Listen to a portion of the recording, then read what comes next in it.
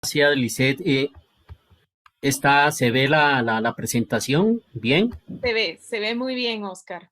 Bueno, perfecto, muy amable. Bueno, primero que todo, muchísimas gracias a ESLASEG, Escuela Latinoamericana de Seguridad, por su gentil invitación a este magno evento, en donde durante estos 2 días que he estado, pues han sido excelentes de las ponencias, las presentaciones, y es un gusto también contar con la presencia de personas que son líderes y promotores de la profesionalización de la seguridad, como es el caso de una persona tan recordada como es el señor coronel Luis Enrique de la Rota, personas como el doctor Edgardo Frigo, a quien no tengo la oportunidad de conocerlo, pero que han aportado bastante a la profesionalización de la seguridad, y lógicamente al ingeniero Marco Heredia, un promotor, un pionero de la seguridad privada, de la profesionalización de la seguridad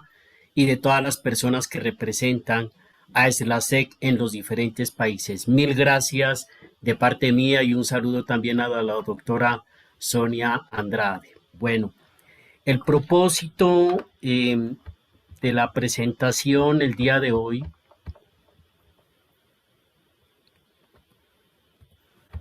permita un momentico, por favor.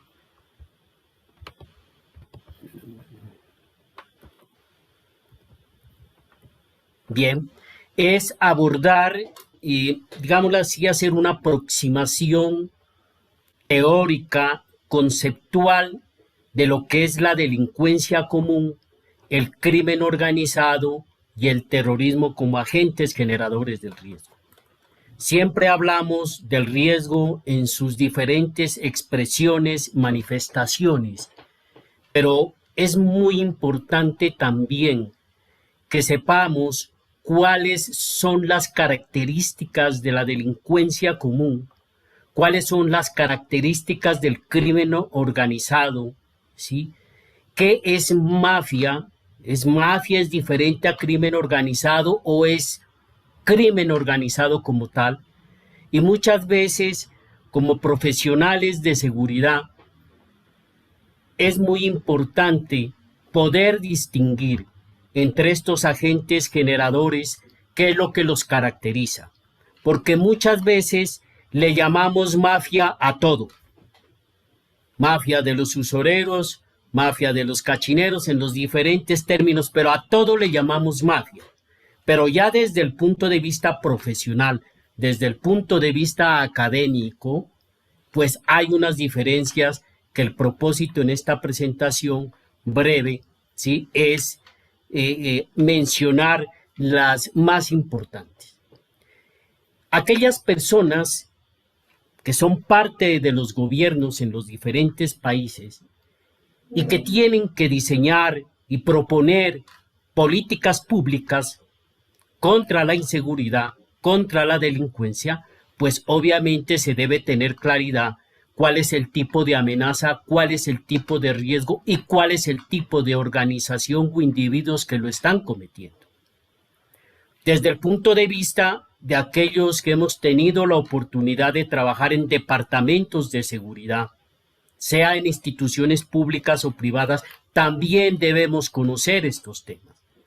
Y aquellos emprendedores, empresarios de la seguridad, compañías de vigilancia armada, también, o no armada, también deben tener conocimiento de este tipo de características, porque cuando ofrecen un servicio, ¿sí? De alguna manera están asumiendo un riesgo, pero también deben conocer cuál es el alcance de ese riesgo y cuáles son los agentes generadores que pueden afectar a esa organización a través de diferentes modalidades.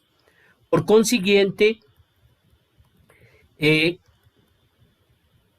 procuro en esta charla, ¿sí?, hablar sobre estos aspectos conceptuales muy brevemente. Bien. El primer agente generador, lógicamente, es la delincuencia común.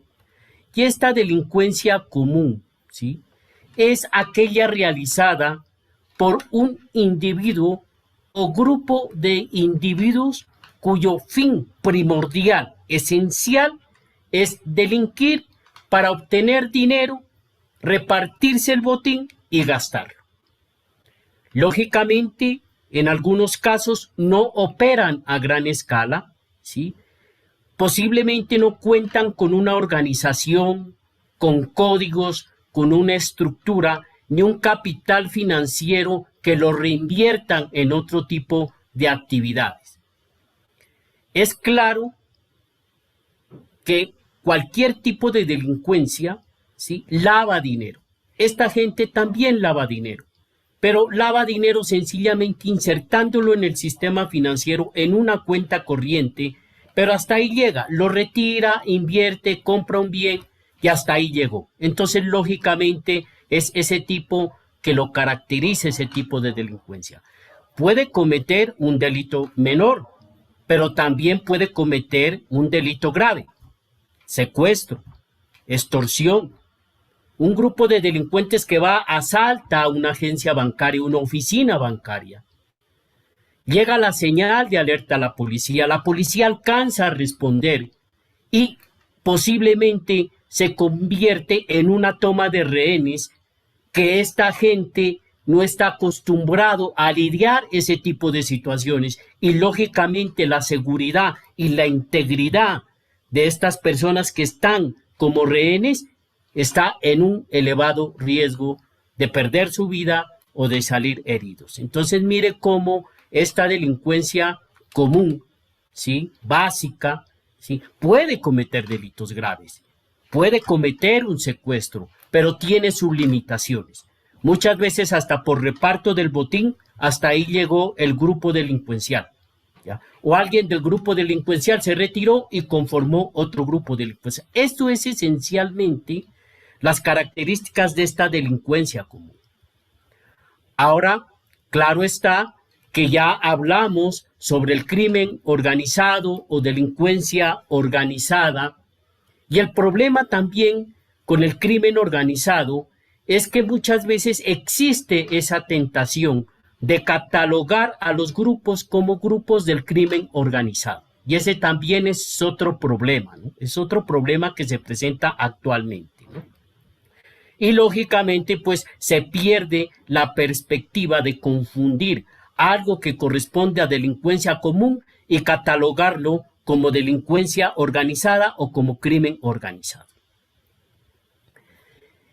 Y este crimen organizado está muy relacionado con el lado oscuro de la globalización.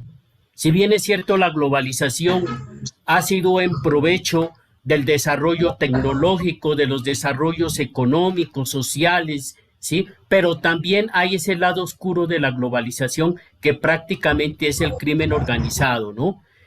Prácticamente ha abandonado esa marginalidad y se ha instalado en el corazón de nuestros sistemas políticos y económicos.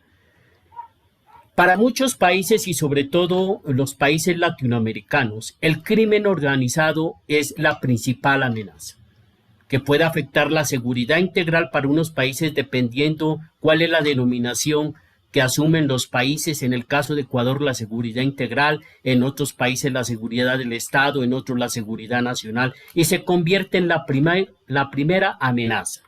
Y claro, esta delincuencia es de preocupación a nivel mundial, porque el crimen organizado no se combate localmente ni se afronta localmente, es un problema global que debe ser tratado globalmente.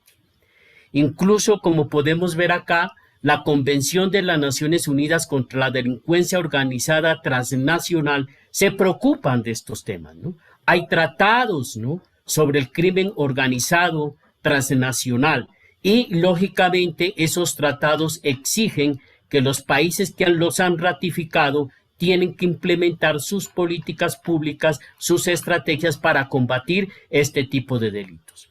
Aquí, por ejemplo, la Organización de las Naciones Unidas dice que cuando una organización construye conexiones con organizaciones similares, formando redes en todo el mundo, se la identifica como delincuencia organizada transnacional. Ahora bien, debemos conocer que hay la Convención de Palermo sobre crímenes transnacionales, Esta convención fue en el año 2000, lógicamente organizada por la Organización de las Naciones Unidas y trae prácticamente una definición sobre lo que es el crimen transnacional, el crimen organizado transnacional. Y lo importante de esta convención es que elaboró protocolos para el tema de prevenir, reprimir y sancionar, ¿sí?, la trata de personas, ¿sí?, el tema de los migrantes y el tema, lógicamente, de otro tipo de actividades que realiza el crimen organizado. Por otro lado, en esta preocupación, ¿sí?, hay unos indicadores obligatorios y optativos que establece el Consejo de Europa en el año 2000, conjuntamente con la Oficina Europea de la Policía, que es la Europol, y en donde establece algunos indicadores obligatorios que debe reunir una organización para ser catalogada como crimen organizado o como delincuencia organizada. Entonces dice colaboración de 2 o más personas, búsqueda de beneficios de poder, permanencia en el tiempo, sospecha de comisión de delitos graves, y hay otros indicadores optativos, uno más, por ejemplo, reparto de tareas específicas entre sus miembros, existencia de mecanismos de control interno, el empleo de la corrupción, la actividad internacional, la participación, eso sí, con una estructura de blanqueo de capitales, empleo de estructuras comerciales y económicas y el empleo de la violencia e intimidación. Y dentro de la estructura del crimen organizado, como en el caso de México, por ejemplo, en el caso de Colombia, otro tipo de países, ¿sí?, hay este tipo de organizaciones, de carteles del narcotráfico, en este caso simplemente como ejemplo, y los colegas de México pues están mucho más informados sobre esto, pero podemos ver cómo es una estructura, ¿sí?, de la tercera hermandad michoacana. Entonces pueden ver líderes, jefes regionales, jefes de plaza, y claro, y si usted va a comparar este tipo de estructura con una banda de delincuentes, ¿sí?, comunes, pues hay muchas diferencias, ¿no? Hay muchas diferencias y ese es un poco el reto que los profesionales de seguridad y los colegas de seguridad debemos tener en cuenta, conocer un poco más quién es el que nos está afectando. Bien. Ahora, esta estructura del crimen organizado la podemos ver desde el punto de vista formal, ¿no? Y lógicamente entre estas organizaciones criminales y las organizaciones legales, ¿sí?, como empresas comerciales, no existen mayores diferencias. Igual, tienen una organización, tienen un organigrama, tienen recursos, tienen logística, ¿sí?, y claro, hay una división del trabajo al interior de estas organizaciones. Y el objetivo del crimen organizado es obtener el máximo de rentabilidad, como cualquier empresa de tipo legal. Entonces, lógicamente, aplican temas de organización, de planificación, de coordinación, de ejecución, control, división del trabajo y especialización. Este crimen organizado también, ¿sí?, tiene formas de operar y tiene una operación administrativa interna, la clandestinidad, la impunidad, la disciplina y el comportamiento, la compartimentación de la información y de las actividades, definen precios y condiciones en el mercado, actúa con la finalidad de obtener ganancias rápidas y para el inicio requiere de una inversión previa de capital, poca. Y algo muy importante que lo diferencia al crimen organizado de otras formas delincuenciales, como es el caso de la delincuencia común, es el tema de la corrupción.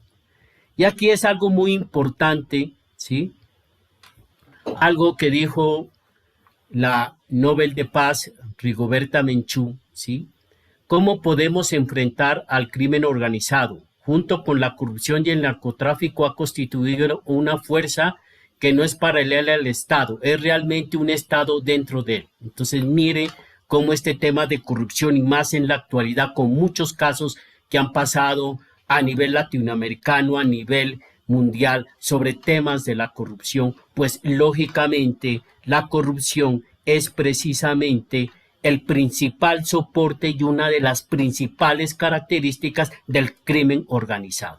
¿Por qué? Porque lo hace a diferentes niveles. Y ese tipo de corrupción es el que le organiza, el que le facilita más bien realizar su actividad criminal, incluso con niveles altos de impunidad, ¿no? Entonces tiene un primer nivel de cohecho, el soborno, actos continuos de soborno, meter en nómina a funcionarios del Estado, a personas que le ayudan, agentes de la policía, lo que sea, entonces los meten en la famosa nómina, infiltración en las agencias gubernamentales, alto nivel en las agencias gubernamentales y la infiltración en el ámbito político. Si bien están en la clandestinidad, pero muchas veces son los que colocan el dinero para apoyar los políticos que van a favorecer sus actividades. Y viene una operación financiera que es la base sólida en sus operaciones. ¿Qué tipo de actividades? Como podemos ver en el título de este libro, los delitos del crimen organizado. Cualquier tipo de actividad que le produzca rentabilidad. Robos, hurtos, asaltos, secuestro, extorsión, sabotaje, espionaje industrial, recurren al terrorismo. Por eso muchas veces, y pongo de ejemplo lo que sucedió en Colombia con el cartel de Medellín, que tuvo la capacidad militar, operativa, logística, financiera de enfrentarse al Estado y que hizo actos terrorismos y convirtió el carro bomba como la principal arma para enfrentarse al Estado y no tenían miramientos para colocar carros bombas en cuarteles de la policía, en los batallones, en centros comerciales, en el centro de la ciudad. Entonces, lógicamente, también estas organizaciones del crimen organizado recurren también al terrorismo o a actos terroristas para poderse enfrentar al Estado. El fraude en sus diferentes manifestaciones, el narcotráfico como principal actividad, tráfico de armas y explosivos. Entonces, mira acá, por ejemplo, aquí en Ecuador, el 13 de agosto, hace 6 días, en el barrio El Vergel, la autoridad de policía realizó una de las mayores incautaciones en una sola casa, 9.6 toneladas y 10 fusiles de última generación. Entonces, mire cómo viene el alcance de estas organizaciones del narcotráfico, ¿no? Que también le agregan otro tipo de actividades, como en este caso el tráfico de armas. Yo me pregunto, 9.6 toneladas de droga listas para ser transportadas al exterior junto con 10 fusiles de última generación. Entonces ahí viene ese tipo de interrogantes. Tráfico de obras de arte y piezas arqueológicas, tráfico de vehículos, delito informático y el contrabando. Y bueno, ahora este es el crimen organizado, pero también hablamos de mafia. Y prácticamente cuando hablamos de mafia, son las entidades criminales más peligrosas y desconocidas del mundo. ¿Y por qué se explica esto?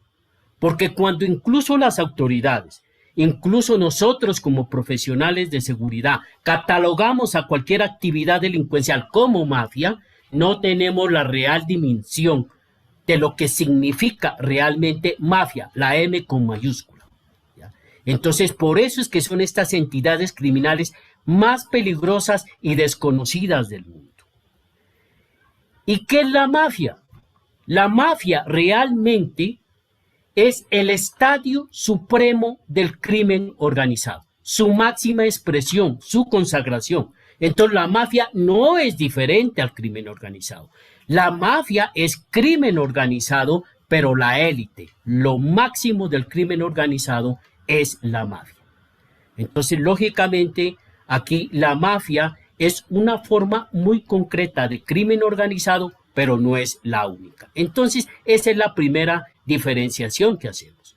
Muchas veces, de pronto, al mencionar que todo es mafia, pues perdemos, digámoslo así, la dimensión. Y de ahí viene el error, porque si no podemos distinguir cuáles son las diferencias entre mafia, delincuencia común, crimen organizado, pues es muy difícil que nosotros podamos incluso hasta entender cuál es el modus operandi que utilizan este tipo de organizaciones. Y lógicamente, la organización prototipo de mafia es la famosa Cosa Nostra de Sicilia en Italia. Esa es realmente el punto de partida y el referente de lo que es mafia, ¿no? Como vimos en la lámina anterior, hablamos de mafia rusa, ¿sí? Hablamos de la mafia italiana, de la mafia italoamericana, de la albanesa, ¿sí? Y de otro tipo, las triadas chinas, la yakuza en el Japón. Entonces, esas son las que realmente se reconoce como mafia. Entonces, es completamente diferente y eso es algo que debemos tener muy en cuenta. Bien. Otra característica es que esta mafia es una sociedad secreta y fraternal, es una hermandad de carácter criminal, ¿no? Que es permanente en el tiempo, como vamos a ver más adelante, es jerarquizada y basada en la obediencia y en algunos casos respaldada por la mitología, ¿no? Que practica un reclutamiento étnico, tiene que ser el miembro de esa mafia de una determinada región, ¿sí? Y lógicamente tienen la capacidad de controlar un territorio y dominar al resto de formas de especies criminales. Y aquí hay algo muy importante que distingue a estas mafias, que son los criterios diferenciadores. Y estos criterios diferenciadores los hace un estudioso, una persona que fue comisario de la policía francesa, doctor en Derecho y uno de los principales especialistas en el estudio de la mafia, que es Jean-François Guiraud, y que hizo un libro que se llama El G9 de las mafias. Y aquí hay unos criterios diferenciadores de estas mafias. Hay un control de un territorio, hay una jerarquía y obediencia, hay una diversidad criminal, hay una etnia y familia, una capacidad de orden y dominio, mitos y leyendas, antigüedad y permanencia, y secreto e iniciación. Y aquí también hay otro estudioso que fue presidente de la Comisión Antimafia de Italia, Francesco Forgione, que sacó un libro que se llama Mafia Export y que explica claramente cómo la 'Ndrangheta, la Cosa Nostra y la Camorra, que son mafias italianas, han colonizado el mundo. Y este libro trae una serie de mapas, ¿sí?, en cada una de las diferentes partes del mundo y cómo este tipo de mafias pues prácticamente han invadido esas regiones, ¿no?, con sus actividades. Bien. Y claro, este control de territorio hace que las mafias muchas veces se denominen por su espacio, ¿sí? Entonces, la mafia italiana, la mafia rusa, la mafia albanesa, en su territorio. Y en el caso italiano, dependiendo también de la región. Entonces, por ejemplo, la más reciente mafia que se llama Sagrada Corona Unida, ¿sí?, en una región de Puglia, la Camorra en Nápoles y alrededores, y la Cosa Nostra en Sicilia. Eso es lo que se llama un control de territorio. Tiene una cuna territorial y lógicamente ese control de territorio lo tienen tanto desde el punto de vista político, económico y social. Tienen influencia, su interés no es reemplazar al Estado, sino que están detrás, tras bambalinas, para mantener ese control. Bien, entonces el poder del Estado es el legal, pero realmente en esas zonas el poder real y fáctico lo tienen las mafias, ¿ya? Bien. Tienen una capacidad de orden y dominio. Lógicamente, ellos lo que buscan es que en su región no haya alteraciones por temas de delincuencia. Y es muy difícil, ¿sí?, que en un territorio controlado por la mafia intervenga la delincuencia común, porque a ese tipo de organizaciones no le interesa llamar la atención de las autoridades y que esas zonas se compliquen por ese tipo de actividades criminales. Entonces de ahí viene ese dominio y ese orden en los diferentes aspectos que tienen en esa región. es muy jerarquizada, ¿sí? Estas mafias son muy jerarquizadas, podemos ver acá el novato, el soldado mayor, el capo, la mano derecha, el consejero, entonces son estructuras muy jerarquizadas, ¿no? Y lógicamente la persona que entra a la mafia tiene un supervisor directo, y ese supervisor directo es el que le marca, ¿sí?, su horizonte. Entonces, ese vínculo, ese respeto que tiene el miembro de la mafia es lo que ha permitido que se mantenga esa jerarquía. Y tiene lógicamente lo que se llama la omerta, que es la ley del silencio prácticamente, que cuando estas personas ingresan a la mafia adquieren un compromiso de no hablar, ¿sí?, y de velar los secretos de esa estructura criminal y mucho menos a personas de las autoridades. Entonces también tienen este tema de los códigos del silencio y una jerarquía muy fuerte. Tienen una diversidad criminal, ¿sí? Esta actividad de la mafia no se limita a una especialidad delictiva, tiene la posibilidad de elegir su actividad criminal en función del costo-beneficio, ¿sí? Y lógicamente pues es una potencia mafiosa esencialmente criminal. Su fuerza militar, política y económica le permite autoinvitarse, ¿sí?, a todos los sectores del crimen, y por eso podemos ver que dentro de las actividades tradicionales de la mafia, y muchas veces si nosotros hemos visto alguna película relacionada con la mafia, y una de las películas que más aporta información sobre la mafia es precisamente esta saga que se llama El Padrino 1, Padrino 2, Padrino 3, donde se puede ver claramente cómo es que funciona este tipo de organizaciones. Y se ve temas del juego como actividades tradicionales, la prostitución, la usura, pero la actividad más importante con que empezó la mafia a controlar el territorio es el tema de la protección privada. Entonces, claro, extorsionan, te doy la seguridad, si no me pagas, entonces vas a salir afectado. Y eso lo vemos en los textos, lo vemos en las películas y en los documentales, que precisamente esta actividad de la protección privada es la más importante. Hay otras, como tráfico de drogas, trata de personas, tráfico de armas y explosivos, y muchas más que están relacionadas. Tienen una antigüedad y permanencia. Si la primera mafia, ¿sí?, que es la Cosa Nostra, está desde el siglo XVIII, más o menos 1863. Pero es una mafia que se ha sostenido en el tiempo igual que otras. Y han soportado los acontecimientos históricos del periodo entre guerras, la Primera Guerra Mundial, la Segunda Mundial, y todavía tenemos mafia.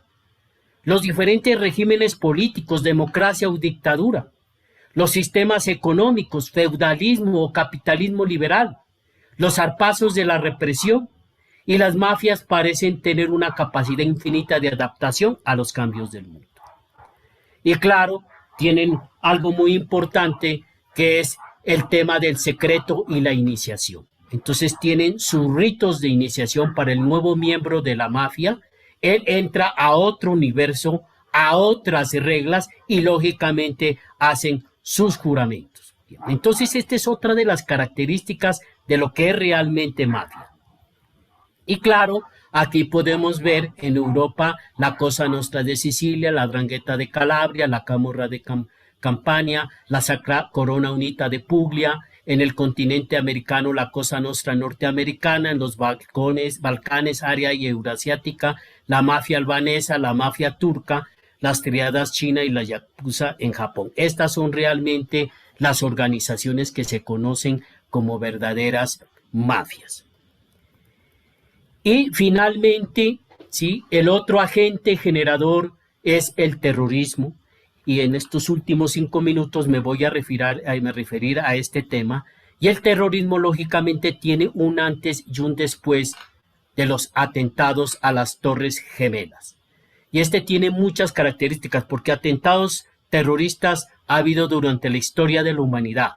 Pero un atentado terrorista que ha cambiado el mundo son los atentados a las Torres Gemelas y los otros atentados que acompañaron también, ¿no? Entonces, siempre desde el punto de vista de la seguridad hay un antes y un después con este tipo de atentados. Muchas de las industrias, la industria del seguro, el tema de la seguridad aeroportuaria, los puertos, mucho ha salido después del tema de estos atentados. Y claro, lo que busca este terrorismo y la característica es que tiene un objetivo ideológico, pero no le importa, ¿sí?, que las víctimas sean personas que no tienen nada que ver con ese tipo del problema. Mire esta fotografía tan diciente, mire el desespero de las personas y es un acto terrorista. Entonces es un acto cometido por organizaciones terroristas, pero no les importa nada, ¿no? Caiga quien caiga. Entonces esa es otra de las características en este caso del terrorismo. Podemos ver aquí los atentados a los trenes en España, también personas que de pronto iban a su trabajo, que iban a su educación, a realizar alguna actividad y se encuentran con este tipo de eventos, personas que no tienen nada que ver. Y lógicamente tenemos unas características del terrorismo contemporáneo, ¿no? Y el objetivo de la acción es escogido con base en un valor simbólico. Los atentados a las Torres Gemelas, ¿sí?, de ese día crítico, lógicamente, pues, ¿qué están atacados? El simbolismo del poder económico. También cuando intentaron atentar contra la Casa Blanca, el poder político. ¿Ya? Y el Pentágono, el poder militar. Entonces se volvió este terrorismo contemporáneo en algo simbólico. Si ustedes ven en YouTube y ven los videos de las ejecuciones del Estado Islámico, los rehenes que van a ser ejecutados salen con un uniforme de color naranja. ¿Quiénes tienen color naranja? Pues los presos de la cárcel del Guantánamo. Entonces tiene ese tipo de simbolismo, ¿no? Entonces el simbolismo ahora es muy importante. Y lógicamente la acción de estas organizaciones terroristas se proponen efectos psicológicos más que materiales, ¿no? Y se articulan mensajes dependiendo del tipo de objetivo que tienen. Esto es prácticamente a muy breve rasgo, en 30 minutos, cuáles son las principales características. Y el mensaje está en que como profesionales de seguridad, en cualquier punto que estemos, es muy importante saber distinguir, porque con esto también nos permite cómo vamos a actuar, qué recomendaciones vamos a proponer. Y aquellas personas que están encargadas de la elaboración de las políticas públicas también tienen que distinguir este tipo de situaciones, porque si no, a lo mejor van a ser políticas públicas que no están acorde con realmente la amenaza que está afectando. Es tanta la importancia de estos temas del crimen organizado y del terrorismo que si usted entra y coloca máster en crimen organizado, máster en terrorismo yihadista, consigue los programas que quiera. ¿Por qué? Porque hay esa necesidad. ¿Sí? Hay necesidad de ese conocimiento académico, ¿sí?, de los estudiosos de estos fenómenos para poder entender cómo es que actúan estas organizaciones. Y entre más las conozcamos, entre más las podamos diferenciar, ¿sí?, eso nos va a ayudar en nuestro trabajo dependiendo en la posición en que nosotros estemos. Eso es en términos generales mi presentación. Estoy muy abierto a las preguntas, a sus comentarios. Muchas gracias, Elisete. Muchas gracias, Oscar. Interesantísima su presentación y llena de información compleja y de un tema que definitivamente debería, pues, concitar todo el interés y la atención de nosotros. Tenemos 112 personas conectadas en este momento. En el chat hay algunos comentarios. Yo creo que comenzaré por leer alguno de ellos. Bueno, hay saludos. Voy a dejar para después los saludos. Ha mencionado alguien aquí en algún momento de su intervención, alguien ha mencionado el tráfico de órganos como otro de los hechos. No sé si quiera referirse a ello. Sí, claro, muchas gracias por el comentario. Sí, cualquier tipo de actividad criminal que ellos vean una rentabilidad, bien sea como crimen organizado o como la mafia, como la máxima expresión del crimen organizado, también es otro tipo de actividad, ¿no? Que la ejecutan, ¿no? Entonces no es extraña a este tipo de organizaciones, ¿no? Entonces coincido claramente con el colega que menciona este tipo de modalidad delictiva también como propia o del crimen organizado o en otros casos como mafia como máxima expresión de este crimen organizado. Gracias, Oscar. Tenemos solo comentarios que son saludos. Alguien pregunta, José Rodrigo Núñez pregunta, ¿se puede hacer preguntas por escrito? José, por favor, escriba aquí su pregunta y con mucho gusto. Oscar, algo que yo quisiera preguntar, aprovechando la oportunidad. Usted mencionaba el antes y el después de las Torres Gemelas. Y yo pienso, por ejemplo, en la cantidad de otros atentados que ha habido después y pienso en lo que ocurrió, por ejemplo, en Barcelona, en las Ramblas de Barcelona, que fue algo pero sin precedentes en esa ciudad, en una ciudad tan segura como esa. Pese a lo que ya había acontecido, bueno, tantos años atrás, ya más de 20 años atrás, un poco más de 20 años atrás, lo de las Torres Gemelas, o quizá 20 años. El tema es que hay los contextos de mayor seguridad ciudadana y de mayor supuesta tranquilidad y bienestar en ese sentido, tienen algún tipo de desprevención frente a este tipo de ataques o es que simplemente es imposible estar prevenidos del todo para este tipo de ataques? Bueno, lógicamente yo creo que el esfuerzo, sobre todo en aquellos países que son afectados por el terrorismo, por ejemplo, los países europeos, ellos lógicamente tienen, algunos de ellos, la principal amenaza, no el crimen organizado, pero sí el terrorismo.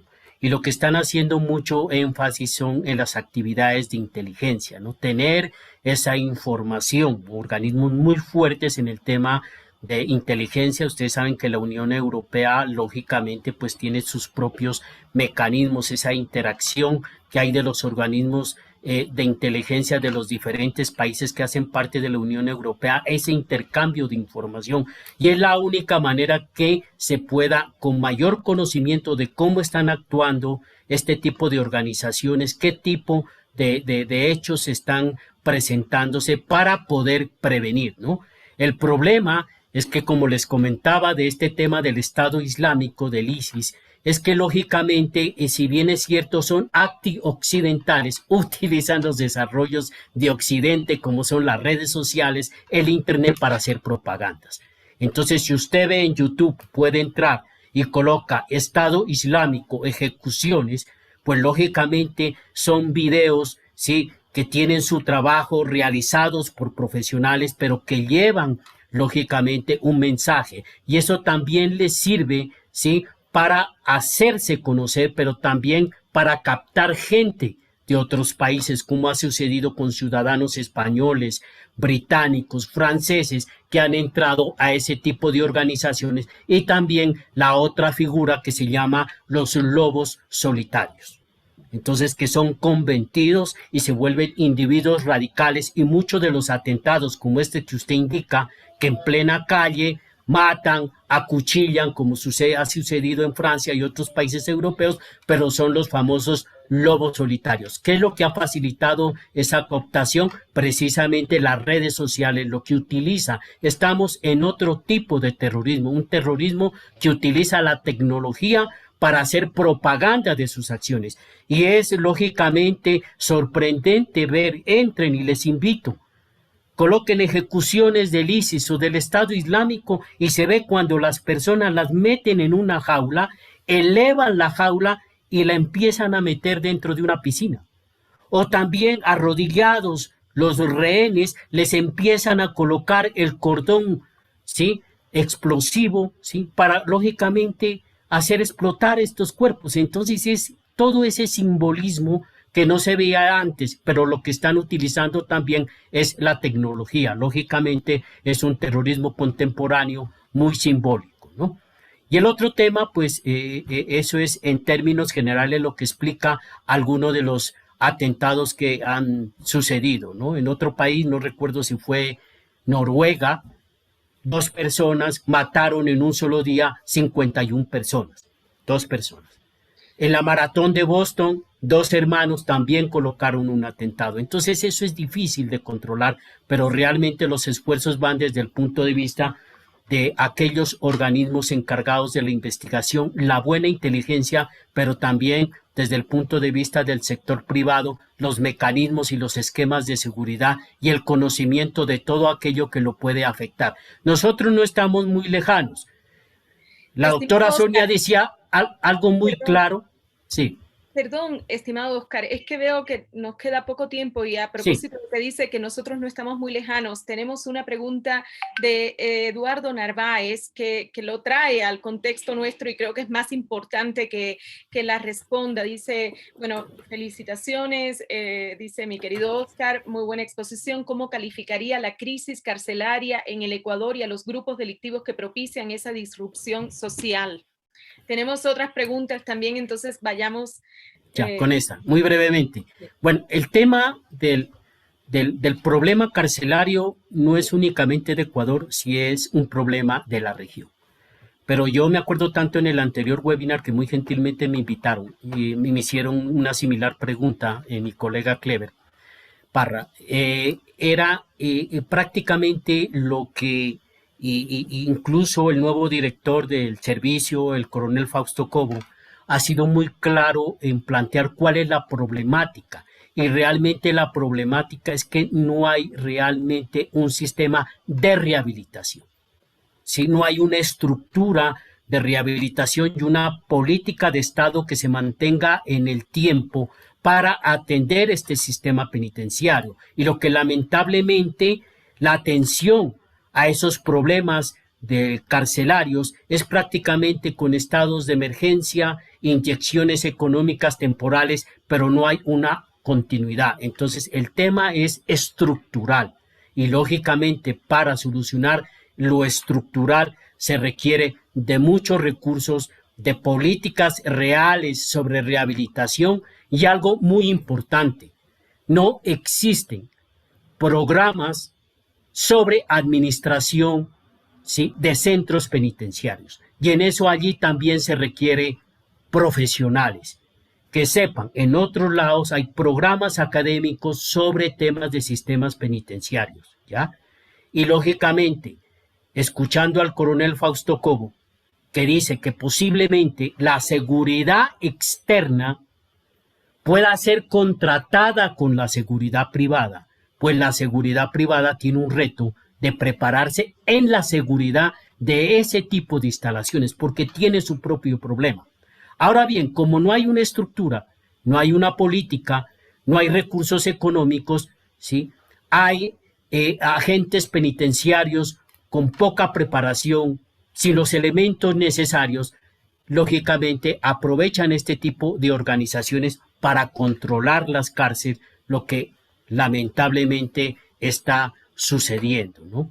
Entonces, claro, tienen ahí todo listo, ¿sí?, para poder controlar, ¿sí? Hay diferencias entre las bandas, aquí se habla de choneros, los lagartos, hay comunicados de los carteles mexicanos, pero la pregunta es, ¿realmente un cartel mexicano, ese tipo de crimen organizado, podría incidir en el problema de una cárcel?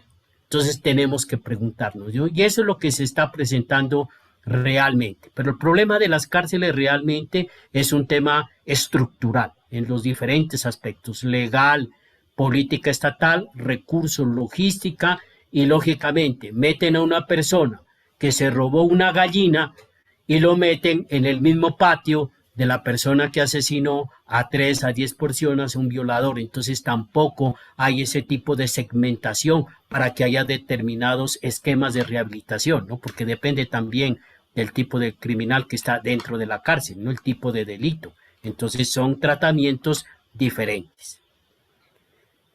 Muchas gracias, estimado Oscar. Hay dos preguntas, no sé si pueda responderlas las dos al tiempo. La primera de Alejandro Recalde dice, estimado Oscar, ¿cómo le ve el tema del crimen organizado y su inserción en la política de los países de América para captar los recursos públicos del Estado? Esta es una. La Sí. otra es una pregunta de José Rodrigo Núñez. Si quieres se la digo después, Sí. pero tendríamos que contestarlas muy rápido, Oscar, Ujú. para poder, tenemos luego otra conferencia y es importante que terminemos en tiempo. Gracias. Ya, bueno, un saludo al señor coronel Recalde, otro profesional de la seguridad. Eh, Lógicamente, el mayor problema que se presenta es la apropiación de los recursos del Estado a través de diferentes mecanismos. Y el principal mecanismo, lógicamente, es este tema de la corrupción, casos como los de Odebrecht, casos sobre los contratos, aprovechando este tema de la pandemia de las medicinas. Y lógicamente lo que ha hecho evidenciar es que hay unos controles débiles, pero detrás de eso realmente hay unas estructuras criminales. Ustedes saben que se unen unas personas, abren cuentas en países offshore, ¿sí? Y eso es lo que se está presentando. Entonces, ¿cómo manejan ese dinero? ¿Cómo ejercen esas actividades de lavado de activo? Pero lo que aprovechan son las faltas de controles, los esquemas de selección de los proveedores y los esquemas de licitación. Entonces, los famosos contratos por emergencia que el Estado los está tratando de controlar, pero son ventanas que propician ese tipo de actividades y la colusión entre empresarios, funcionarios del Estado y otras personas para poder aprovechar esa coyuntura y reapropiarse de los recursos del Estado. Son organizaciones que lógicamente ya hay una que ha sido condenada por asociación ilícita. Hace 2 días uno de los empresarios de la construcción tuvo que devolver $770,000 como parte de la sanción que recibió. Entonces, lógicamente, ese es uno de los mayores problemas y la parte contractual. Entonces, eso es de interés porque son millones y millones y millones de dólares que más es todo están en aquellos sectores estratégicos y más que todo en el tema de la contratación pública. Pero lo bueno es que hay normas, estándares internacionales y hay exigencias. Por ejemplo, la Superintendencia de Compañías en noviembre del año pasado sacó una resolución que habla sobre el gobierno corporativo y que las empresas tienen que ir poco a poco en este tema de implementar esos esquemas anticorrupción, antisoborno, y ya hay esa preocupación, ¿no? de estos temas. Eso es lo que le podría indicar en términos generales, pero realmente el problema está más que todo en la contratación pública. Hay un comentario, solo lo voy a leer porque complementa lo que ya comentó usted acerca del problema carcelario en el Ecuador. Dijo, comenta Juan Carlos Medrano, el tema social que vive actualmente, que se vive en las cárceles en el Ecuador radica principalmente en la corrupción y mala interpretación de leyes, una constitución permisible, una justicia débil y favoritista y sistema integral carcelario decadente, sin contar con que es del siglo pasado. Resume muy bien, Juan Carlos, gracias por su comentario. Hay una pregunta que creo que quedará para una siguiente invitación, que es la SEG Internacional pueda hacerle a Oscar Paredes. Dice, ¿cómo se puede proponer una iniciativa regional para que las Fuerzas Armadas como brazo armado de los estados de Latinoamérica y las demás fuerzas de la seguridad puedan tomar acciones coordinadas y conjuntas para contrarrestar las organizaciones y mafias del terrorismo y crimen organizado internacional? Es una pregunta grande para una conferencia que está cerrando en este momento. Ya. Entonces, sí. Yo creo que lo principal es, primero que todo, es la unión, ¿no? Es decir, esos acuerdos binacionales, ¿sí?, que se hacen entre los diferentes estados para cooperar en los diferentes, el crimen organizado, diferentes modalidades delictivas. Y esos acuerdos binacionales son muy importantes. Los otros, lógicamente, pues es el respeto a los tratados y convenciones que hay en las diferentes sobre el crimen organizado, sobre temas de corrupción y el intercambio de información y la cooperación internacional a nivel de las fiscalías. Es muy complejo, pero tanto del ejército, de la policía, de los organismos de investigación, de la fiscalía, lo más importante es la cooperación internacional, el intercambio de información y que eso sea lo más flexible posible, lógicamente reuniendo los requisitos formales, pero que sea dinámico, ¿no? Entonces, yo creo que eso es lo que ha dado resultado. Hay muy buenas experiencias de intercambio de información entre los estados, pero también a nivel regional se quiso hacer algo con UNASUR, pero ustedes ya saben en qué resultó UNASUR. Entonces hubo una división por ahí de sesgos ideológicos y todo eso, pero lamentablemente esto que era a propósito se truncó y ahora pues nuevamente se quiere de alguna manera pues que haya ese tipo de coordinaciones. Pero estos eventos también son muy importantes porque despiertan esa inquietud. Eso es en términos generales lo que podría indicar. Bueno, muchísimas gracias, Oscar, y muchísimas gracias a ustedes, a quienes han comentado aquí en este chat. Gracias por sus comentarios acerca de la conferencia de Oscar Paredes. Y como esta conferencia queda grabada, Oscar, usted podrá acceder a ella, podrá ver todos los comentarios. Ustedes también, por favor, si lo desean y pueden tomar contacto con el número de celular que está anotado aquí en el propio chat de la reunión.